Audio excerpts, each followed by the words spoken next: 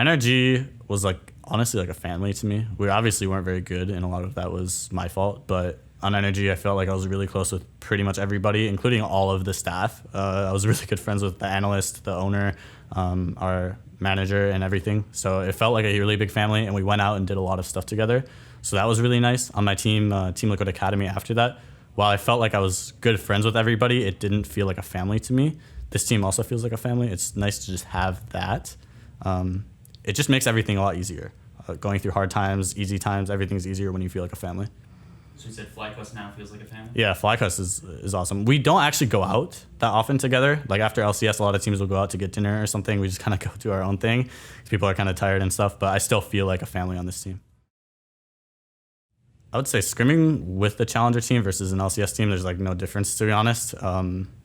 It feels the exact same. I'm not really sure.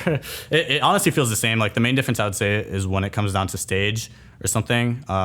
Players, including myself, in challenger, a lot more players play differently, more scared, everything like that when you actually play in a match. Or like in scrims, for example, when I'm on a challenger team, it feels like we can beat LCS teams a lot more often. And when I'm on an LCS team, it's like when you scrim a challenger team, you're not really trying your hardest. You're trying out new stuff. But once you play them in an actual match where both teams are fully try hard, the challenger team has a very low chance of winning. Our scrims have actually gotten more productive, but a few weeks ago, like before LCS and then the first few weeks of LCS, I would say there was a lot of like trolling in scrims.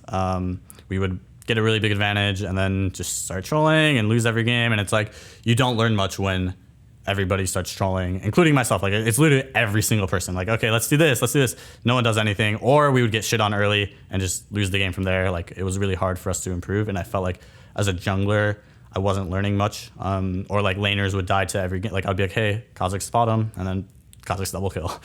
But that's improving. We're getting a lot better. I actually felt like this week of scrims was really productive despite our 0-2 loss to Dig. Maybe we should go back to our old scrim habits.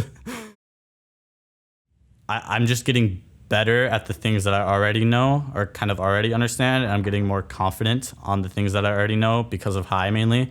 There's a lot of times where in my head I'm like, okay, I think we should do this. And then High will say that 2 seconds later. I'm like, okay, well, nice. That's kind of brings up my, okay, maybe I can get better at shot calling or something like that down the line. Take some of the weight off of High.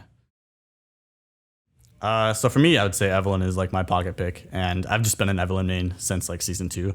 On every team, I always want to pick up Evelyn on my team. I always want to be able to play that, have it in my back pocket, because I think it puts a lot of pressure on the enemy team. Since nobody plays it, it's kind of a unique champion, and people don't really know how to play against it. Other than that, I would say something like Nidalee or something like that. It's just a comfort champion for me. It brings out, I feel like I can bring out my best on those champions.